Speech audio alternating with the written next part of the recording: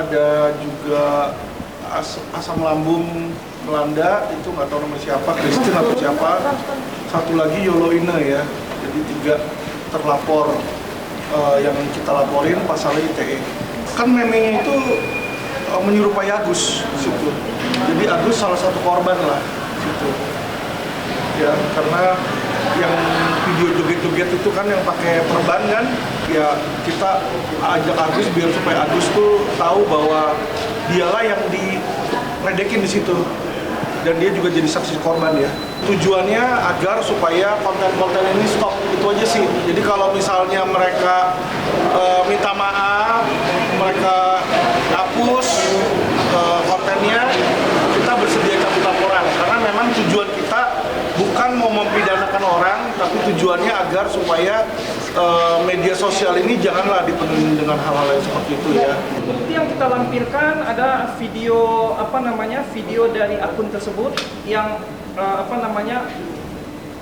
yang melakukan pencemaran nama baik Agus, dan juga di situ mengajak netizen lain untuk membenci Agus. Itu kita sudah lampirkan video-video itu.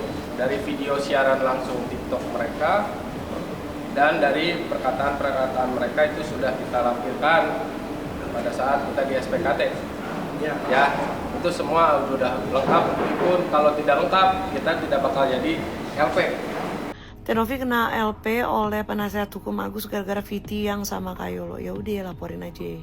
Karena kan itu nanti ada penyelidikannya ya kan. Saksi-saksi dipanggil. Nah, nanti di situ tuh akan terungkap pas pemeriksaan kalau itu ngidenya saya ngide. Inisiatif juga saya. Properti yang menyiapkan juga saya. Nggak apa-apa, siapapun berhak melapor kok. Cuma nanti takutnya kalau misalnya nanti hasil penyidikannya itu yang bersalah saya, ya kalau misalnya Novi mau lapor balik, ya itu hak Novi ya. Gitu aja hidup di Indonesia, lapor-laporan. Ini rekomendasi dari Mabes ya, kita ikutin aja. Karena yang namanya kita lawyer, polisi memberikan arahan yang menurut dia masuk.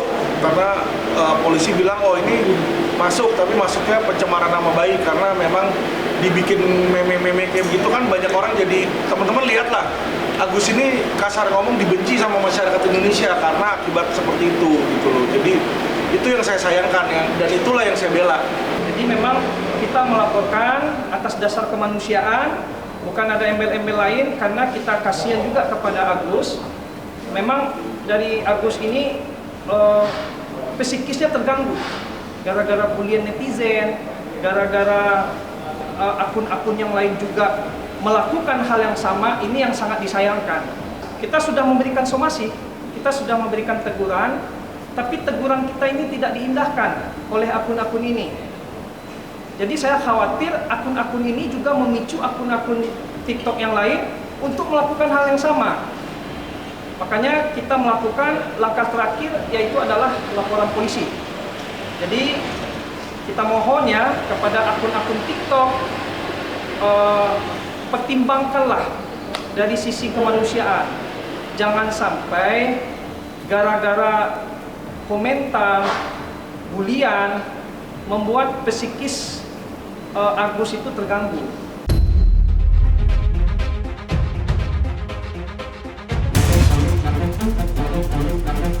Ya, tadi kita menindaklanjuti dari Komnas Perempuan terkait pelecehan secara verbal yang dilontarkan oleh AL. Jadinya kita datangi Polda. Laporannya Terpisah.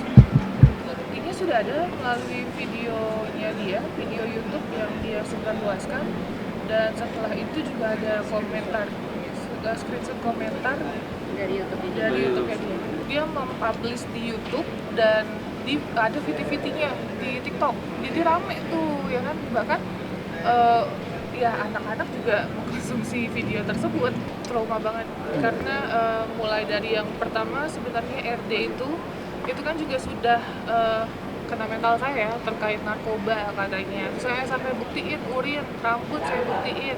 Nah sekarang ini statement baru lagi yang apa ya, dampak ini anak saya ada anak umur 3 tahun yang 9 tahun kelas 3 SD itu yang sudah mengerti dan menanyakan gitu terkait hal-hal yang dilontarkan seperti itu. Anak saya tidak menggunakan gadget, tapi teman-temannya menanyakan, mama kamu kerja apa sih? Apa sih arti kata konteks pekerjaan seperti itu? Terus hal-hal yang di media sosial ditanyakan sama anak saya, kasihan anak saya nggak tahu apa-apa. Mulai dari profesi seorang pramugari yang dianggap sebelah mata itu nggak baik juga ya. Karena gimana pun saya 8 tahun berjuang menjadi pramugari bukan hal yang mudah, bukan pekerjaan yang mudah gitu. Karena kita aja terbang mengantarkan nyawa kan, masa kita dipandang rendah sama orang lain. Dan makanya apa ya, mental saya jadi down udah masalah case ini belum selesai gitu, yang seharusnya kita calling down yang sesuai dengan arahan Gusmen, tapi jadi seperti ini. Gak apa-apa, laporin banyakan, 1000 laporan kalau perlu di situ ya. Dan dia memang orang nggak ngerti hukum, kalau dia laporin deliknya sama ya, itu aja ya, itu nanti juga pasti digabung jadi satu ya. Jadi teman-teman tahu yang contoh laporan jaksa itu kan ada ratusan laporan tuh dari Sabang sampai Merauke ya. Di situ apakah satu-satu jalan sendiri-sendiri? Tidak, teman-teman, digabung jadi satu karena kenapa? Deliknya sama ya.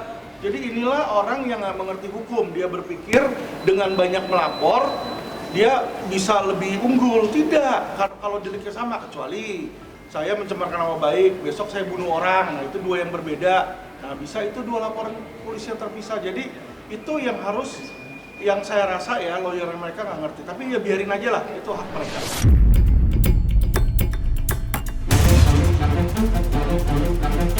Ada 3 ya, ada Novi, ada juga asam lambung melanda, itu nggak tahu nama siapa, Kristen atau siapa. Satu lagi Yoloina ya. Jadi 3 terlapor yang kita laporin pasalnya ITE. Kan memenya itu menyerupai Agus situ. Jadi Agus salah satu korban lah situ.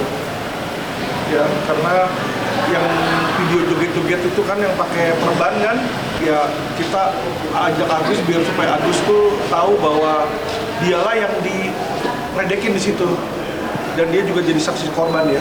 Tujuannya agar supaya konten-konten ini stop, itu aja sih. Jadi kalau misalnya mereka minta maaf, mereka hapus kontennya, kita bersedia cabut laporan. Karena memang tujuan kita bukan mau mempidanakan orang, tapi tujuannya agar supaya media sosial ini janganlah dipenuhi dengan hal-hal yang seperti itu ya. Bukti yang kita lampirkan ada video video dari akun tersebut yang yang melakukan pencemaran nama baik Agus, dan juga di situ mengajak netizen lain untuk membenci Agus. Itu kita sudah lampirkan video-video itu. Dari video siaran langsung TikTok mereka dan dari perkataan mereka itu sudah kita lampirkan pada saat kita di SPKT. Ya, itu semua sudah lengkap. Pun kalau tidak lengkap, kita tidak bakal jadi LP. Novi kena LP oleh penasehat hukum Agus gara-gara Viti yang sama kayak Yolo. Ya udah, laporin aja. Karena kan itu nanti ada penyelidikannya ya kan. Saksi-saksi dipanggil. Nah, nanti di situ tuh akan terungkap pas pemeriksaan kalau itu ngidenya saya ngide. Inisiatif juga saya. Properti yang menyiapkan juga saya. Gak apa-apa, siapapun berhak melapor kok. Cuma nanti takutnya kalau misalnya nanti hasil penyidikannya itu yang bersalah saya, ya kalau misalnya Novi mau lapor balik, ya itu hak Novi ya. Gitu aja hidup di Indonesia, lapor-laporan. Ini rekomendasi dari Mabes ya, kita ikutin aja. Karena yang namanya kita lawyer, polisi memberikan arahan yang menurut dia masuk, karena polisi bilang oh ini masuk, tapi masuknya pencemaran nama baik, karena memang dibikin meme-meme kayak gitu kan, banyak orang jadi, teman-teman lihatlah Agus ini kasar ngomong dibenci sama masyarakat Indonesia karena akibat seperti itu gitu loh. Jadi itu yang saya sayangkan ya, dan itulah yang saya bela. Jadi memang kita melaporkan atas dasar kemanusiaan, bukan ada embel-embel lain, karena kita kasihan juga kepada Agus. Memang dari Agus ini psikisnya terganggu gara-gara bulian netizen, gara-gara akun-akun yang lain juga melakukan hal yang sama. Ini yang sangat disayangkan. Kita sudah memberikan somasi, kita sudah memberikan teguran, tapi teguran kita ini tidak diindahkan oleh akun-akun ini. Jadi saya khawatir akun-akun ini juga memicu akun-akun TikTok yang lain untuk melakukan hal yang sama. Makanya kita melakukan langkah terakhir, yaitu adalah laporan polisi. Jadi kita mohon ya kepada akun-akun TikTok, pertimbangkanlah dari sisi kemanusiaan. Jangan sampai gara-gara komentar, bulian, membuat psikis Agus itu terganggu.